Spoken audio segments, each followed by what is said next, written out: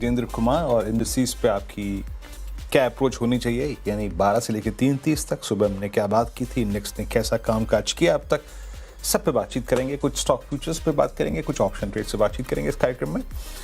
और बातचीत करने के लिए होंगे हमारे साथ प्रशांत सावंत। प्रशांत नमस्कार और गुड आफ्टरनून। मैं आता हूँ आपके पास आपके व्यूज़ के लिए, आपकी रणनीति के लिए, लेकिन उससे पहले जरा निफ्टी को लेके आइए एक बार।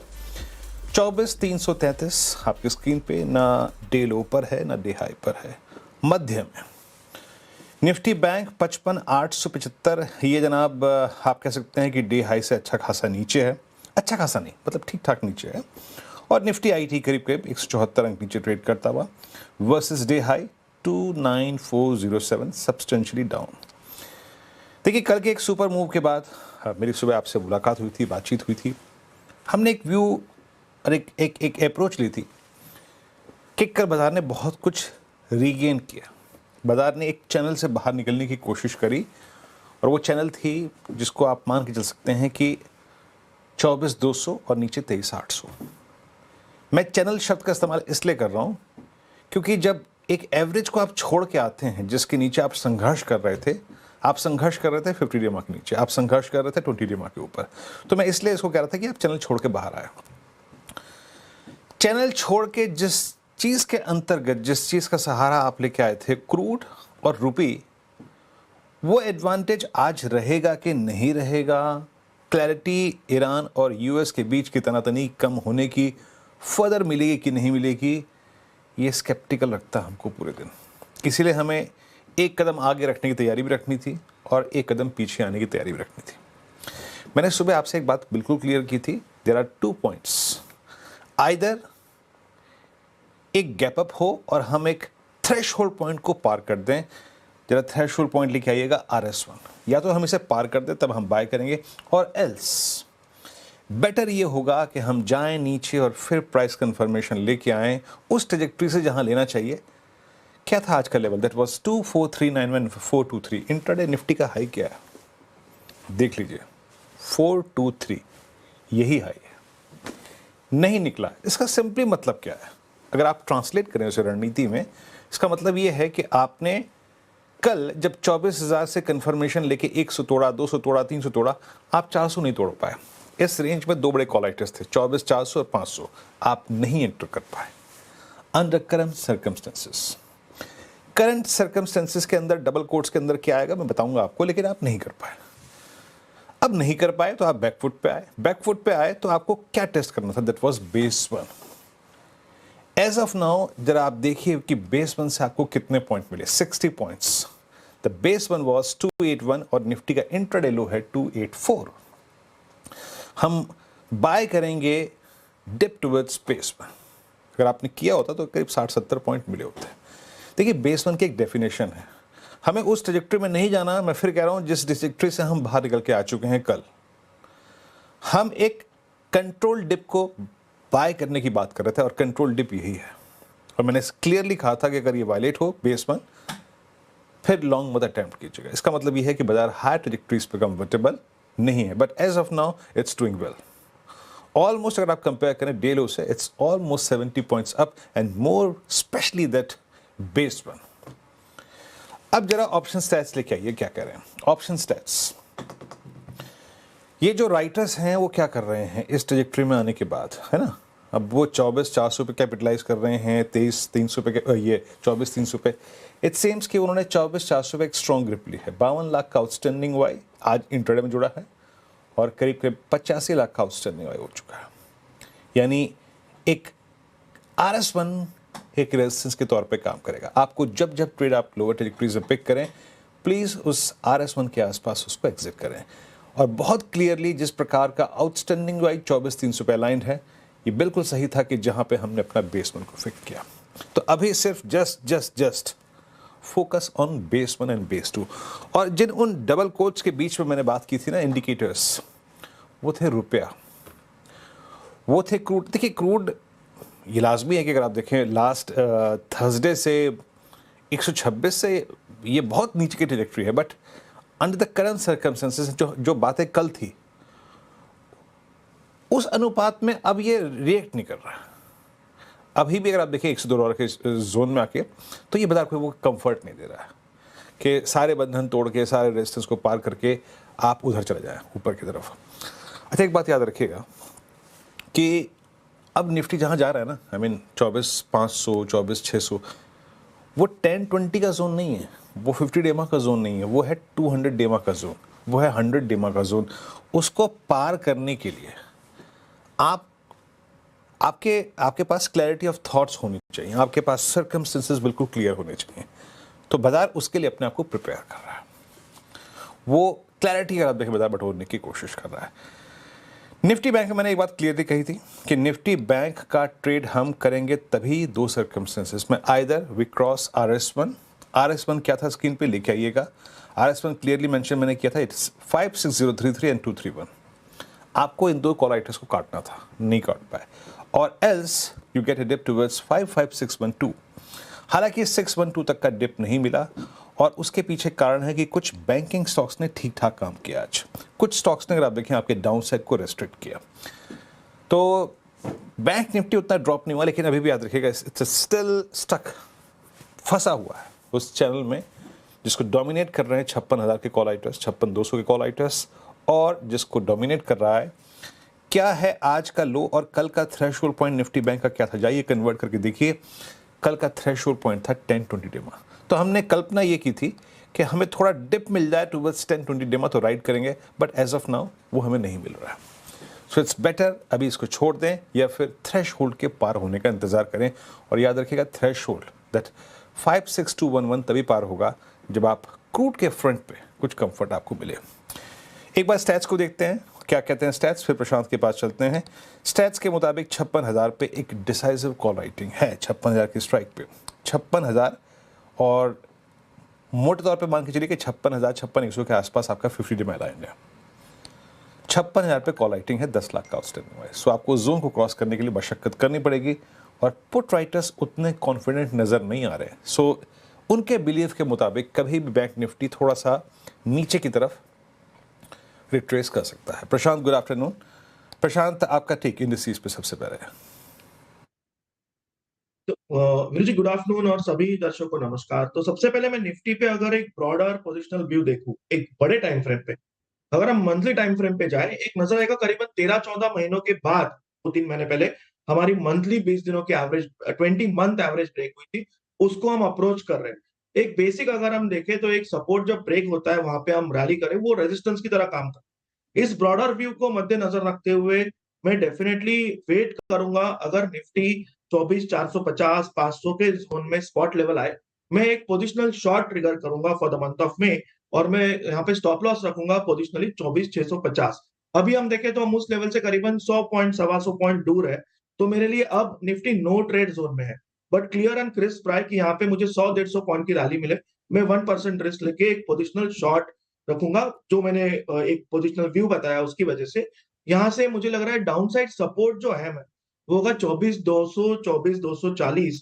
ये जोन ब्रेक होता है, इसके नीचे क्लोज होते हैं, मुझे लग रहा है वीकनेस बढ़ के हम फिर से एक बार 24,040 50 इस जोन को टेस्ट कर सकते हैं। तो मैं लॉन्ग्स डेफिनेटली इस लेवल पे इनिशिएट नहीं करूंगा, मैं रैली के लिए वेट करूंगा।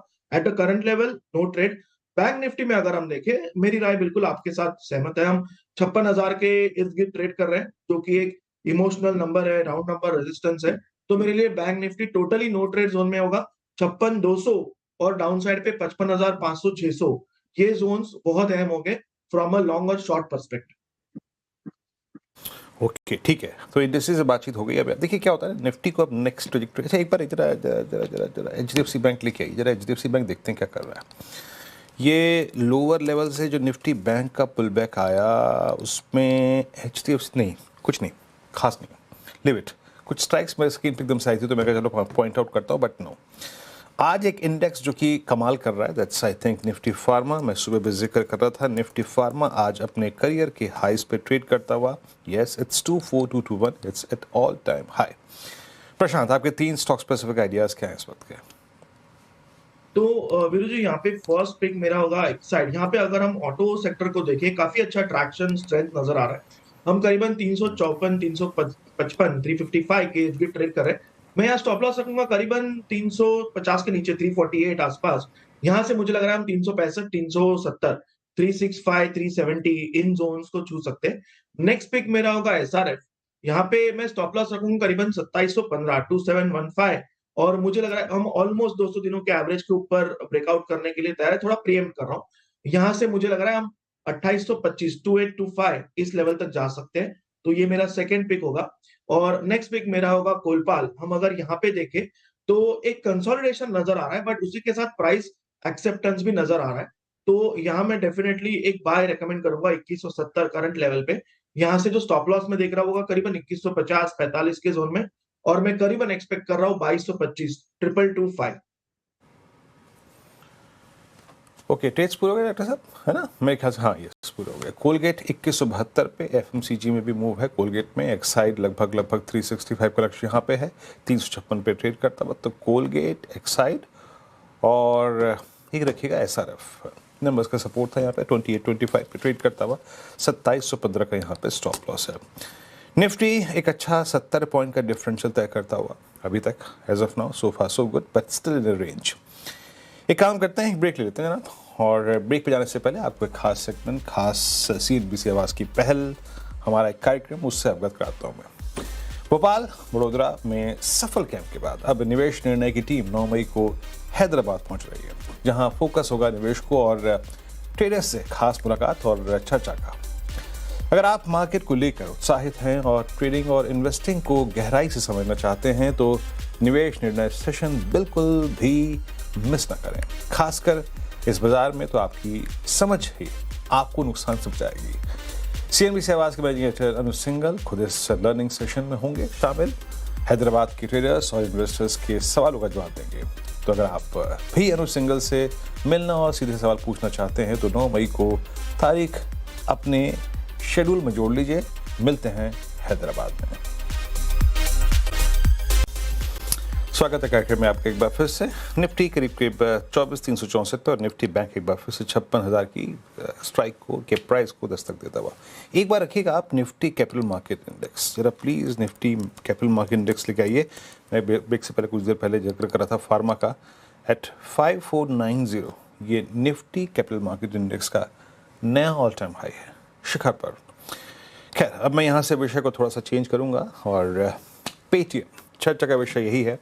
शानदार मजबूती यहाँ पर पेटीएम में, और क्या रहा नंबर्स में खास, नंबर्स के बाद इतनी तेज़ी क्यों, हाउस व्यूज़ क्या हैं, आशीष से बात करते हैं। आशीष, आज यकीनन गेनर्स को देख के लग रहा है पेटीएम करो, पर क्यों करो, है ना? देखिए, पूरा साल FY26 देखें या फिर Q4 बहुत ही टर्न अराउंड देखने को मिला। अब पेटीएम में खास बात है कि नतीजे इतने स्ट्रांग देखने को मिले। एक तो मुनाफे का आंकड़ा ही आपको पसंद आएगा। एक तरफ जहां पर पिछले साल कंपनी ने घाटा दर्ज किया था, इस बार आप देखें तो तकरीबन मुनाफा यहां पर दर्ज हुआ है। एबिटा घाटे के मुकाबले 132 करोड़ का एबिटा मुनाफा है। 540 करोड़ घाटे के मुकाबले इस बार 184 करोड़ का मुनाफा, तो ये बड़ा हेडलाइन नंबर है। इसके अलावा अगर आप देखें तो रेवेन्यू में 18% की जो ग्रोथ है, ये अपने आप में पसंद आई। और दरअसल ये इंपॉर्टेंट भी इसके लिए हो जाता है क्योंकि इस बार के नतीजों में आप देखें तो ये जो यूपीआई की सब्सिडी पहले मिलती थी वो नहीं है, तो उसको एडजस्ट करके देखें तो अब टॉप लाइन ड्राइव कर रही है परफॉर्मेंस को। इसके अलावा अगर आप देखें तो मैनेजमेंट की तरफ से जो कमेंट्री निकल कर आ रही है बहुत ही कॉन्फिडेंट है और मार्केट को पसंद आने वाली है। मैनेजमेंट क्या कह रहा है कि आगे आने वाली तिमाहियों में आप देखें तो जो प्रोसेसिंग मार्जिन है इसमें आपको बढ़त देखने को मिल सकती है। तो धीरे धीरे आप एबिटा में और बढ़िया बढ़त, एबिटा मार्जिन में और इम्प्रूवमेंट एक्सपेक्ट करके चल सकते हैं। सीधे तौर पर आप देखें तो एनबीएफसी लेंडिंग में आने का इनका प्रोग्राम नहीं है, यानी जो दूसरों के प्रोडक्ट्स बेचते हैं वो मॉडल ही बिल्कुल बरकरार यहाँ पर देखने को मिलेगा। इससे जो कैपिटल एलोकेशन को लेकर चिंताएं वो दूर हट जाती हैं। अब आईपीओ के बाद से पेटीएम ने अभी तक कोई भी बड़ा एक्विजिशन नहीं किया है और पेटीएम अभी ये भी कह रहा है कि अगर अवसर मिलेगा, कोई बढ़िया कंपनी मिलेगी जो एआई मॉडल के माध्यम से बड़ा डिसरप्टर हो सकती है, तो उसको अक्वायर करने के लिए ओपन है। लेकिन छोटे मोटे बेकार के एक्विजिशन में कंपनी अपना समय और साथ में कैपिटल है वो व्यर्थ नहीं करेगी। तो ये चीज़ मार्केट को बहुत ज़्यादा पसंद आई। गाइडेंस बहुत अच्छी है, मैनेजमेंट कॉन्फिडेंट है और पिछले साल के मुकाबले एक बड़ा टर्न अराउंड देखने को मिल रहा है। और इसी के चलते अगर आप देखें तो स्टॉक में आज ज़बरदस्त तेज़ी है और यह है आज का हीरो। आज का हीरो पेटीएम करीब 1181 पे डे हाई के जोन में ट्रेड करता हुआ। आशीष, बहुत बहुत शुक्रिया आपका नंबर्स की बारीकी समझाने के लिए। प्रशांत, पेटीएम ऑलमोस्ट 27 फरवरी 26 के बाद अब तक की सबसे हाईएस्ट क्लस्टर को स्ट्राइक करता हुआ, आपका टेक क्या है 1181 पे? जितना एक क्लियर विजन दे रहा है ये चार्ट लोअर ट्रैजेक्टरीज में निचले स्तरों पर, क्या लग रहा है? I mean, इसके लिए क्या 1250 1280 की रेंज खुल रही है क्या प्रशांत? तो वीरू डेफिनेटली स्ट्रॉन्ग स्टेटमेंट है। मुझे लग रहा है पोजिशनली 1150 का स्टॉप लॉस रख के क्लोजिंग बेसिस लॉन्ग जाना चाहिए और जो लेवल्स नजर आ रहे हैं वो करीबन जो आपने कही 1225 1240 ये जोन्स कंफर्टेबली जो कि नेक्स्ट रेजिस्टेंस है, मुझे लग रहा है ये रैली वहां तक जा सकती ओके, 1250 1225 तक का अगर आप देखें मूव पॉसिबल है। अब एक काम करते हैं, ब्रेक लेते हैं और ब्रेक के बाद जब हाजिर होंगे तो बात करेंगे आज के ऑप्शन ट्रेड के बारे में। हाजिर स्वागत है कार्यक्रम में एक बार फिर से आपका। और देखिए, इससे पहले कि मैं ऑप्शन ट्रेड्स पे जाऊं, कुछ स्टॉक्स को लेके आइए, स्क्रीन पे अब क्रैक हो रहे हैं ऑन द हायर साइड। एक बार लेके आइए आप BHL 404। प्रशांत, BHL पे आपका टेक रहेगा 404 डे हाई पर, और मेरे ख्याल से ये BHL जो है अब अपने करियर हाइज पे है और ये क्रॉस कर रहा है नवंबर 7 का high, all time high for BHL। आपका टेक इस वक्त BHL पे प्रशांत? जी Veeru ji, extremely strong stock in otherwise volatile market मुझे लग रहा है, बट यहाँ पे चेज नहीं करना चाहिए। जिनके पास हो वो बने रह सकते हैं करीबन 390 95 पे स्टॉप लॉस रख के। इस लेवल पे फ्रेश बाय क्योंकि रिस्क रिवॉर्ड के हिसाब से कर नहीं पाऊंगा, but very strong, wait for a dip to enter. Wait for a dip to enter, ये तो लास्ट में है कि देखिए अब आपको चेज करना बहुत मुश्किल है, हम काफ़ी समय इस पे बात भी कर रहे हैं। एक BHL हो गया और कुछ काउंटर जो कि स्क्रीन पे इस वक्त एक अच्छे मूव दे रहे हैं। बैंक निफ्टी उस 56,000 के अब जोन को क्रॉस कर रहा है, तो मैं कुछ थोड़ा सा उत्सुक हो रहा हूँ बैंकिंग स्टॉक बात करने के लिए जहाँ पे मूव अच्छे आ रहे हैं। एक बार लेके आइए आप AU स्मॉल फाइनेंस बैंक, एक बार लेके आइए आप फेडरल बैंक। पहले AU को देखते हैं, AU स्मॉल फाइनेंस बैंक ये ट्रेड कर रहा है 1034 पे, clear. AU small finance bank at day high और फेडरल बैंक जो है उसकी लोअर शेडो यानी डे लो से काफ़ी सब्सटेंशियल रिकवरी। प्रशांत, इन दोनों में से एक ग्रिप करना हो तो आप क्या ग्रिप करेंगे? तो वीरू जी, यहाँ पे मुझे लग रहा है कि क्लियर कट AU बैंक के साथ रहना चाहिए। अगर हम देखें स्लोपिंग अपवर्ड 20 डेमा पे स्ट्रॉन्ग सपोर्ट लिया है, तो मैं यहाँ पे 1025 1025 1024 के आसपास स्पॉट लेवल स्टॉप लॉस रख के बाय करने की सलाह दूंगा। मुझे लग रहा है कंफर्टेबली हम 1050 1055 1055 तक जा सकते हैं। Okay, AU small finance bank. चलिए अभी काम करते हैं, आते हैं ऑप्शन ट्रेड पे। प्रशांत, क्या पिक कर रहे हैं आप ऑप्शंस में?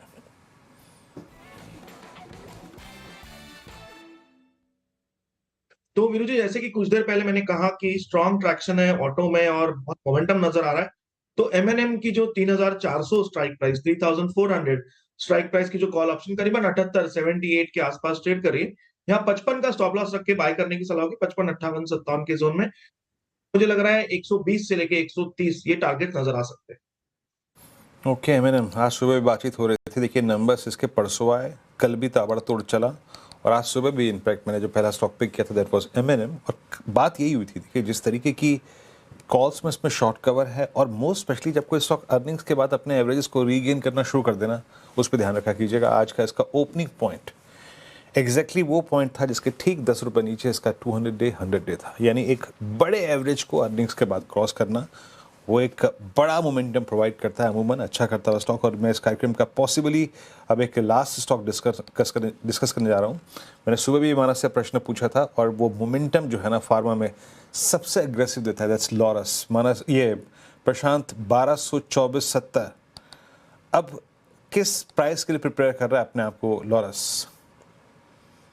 तो वीरू जी, मुझे लग रहा है इसको चेस करना चाहिए और इसको ऑप्शन के जरिए चेस कीजिए, कीपिंग अ स्मॉल रिस्क। तो इसकी जो 1220 की कॉल ऑप्शन है 1220 करीबन 34 35 पे चल रही है, जस्ट 28 29 का स्टॉप लॉस रख के चेस कर सकते हैं, ज्यादा बड़े रिस्क नहीं होगी। तो मुझे लग रहा है 45 50 तक ये जा सकता है। ओके, लॉरस डे हाई पर आके ट्रेड, तो मोमेंट देखिए स्टॉक स्पेसिफिक मोमेंटम अच्छा है। और जरा प्लीज़ जो मैंने वो बेस मेंशन किया था, देखिए क्या होता है ना, जिस दिन चैलेंज होता है, कल भी आप देखिए अगर आप ट्रेड बड़ा खूबसूरत था, वो लोअर लेवल से मिला था। क्या बात हुई थी, जरा प्लीज इंट्राडे लो रखिएगा। 281 बाय ऑन डिप्स, 284 का लो है और इंट्राडे हाई लेके आइए, क्या था 423, जब तक ये नहीं निकलेगा ऊपर की तरफ बाय नहीं करना है। 423 ही आज जो मेंशन किया था आपको RS1 वही है। तो अभी तक उस रेंज को बहुत ही, अगर आप देखें, सम्मानपूर्वक निफ्टी ने उसके अंदर रोटेट कर रहा है। बट ये एक मेजर ब्रेकआउट में तब्दील तब होगा जब आपका 423 कट जाएगा। In that case swing towards 489 is quite possible. इस कार्यक्रम में इतना ही। प्रशांत, बहुत बहुत शुक्रिया आप कार्यक्रम में शामिल हुए। सभी स्टॉक्स और इंडस्ट्रीज पर रखिए आपने। आपसे अगली मुलाकात होगी 2 बजे कमाई का अड्डा में। तब तक के लिए नमस्कार।